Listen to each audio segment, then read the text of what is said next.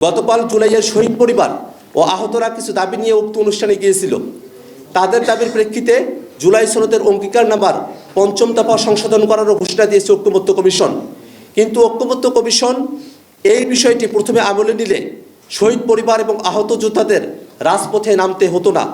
আমরা আরও দেখেছি, সৃষ্ট সংকটের শান্তিপূর্ণ সমাধান না করে আহত যোদ্ধাদের উপরে হামলা করা হয়েছে। আমরা এর তীব্র নিন্দা ও প্রতিবাদ জানাই। আমরা এই ঘটনার সুষ্ঠু তদন্ত ও বিচার দাবি করছি। আমরা দেখেছি, আমন্ত্রিত শহীদ পরিবারও এই অনুষ্ঠানে প্রাপ্য সম্মান পান নাই। প্রশাসন থেকে তাদের সঙ্গে উচ্চবাচ্য করা হয়েছে।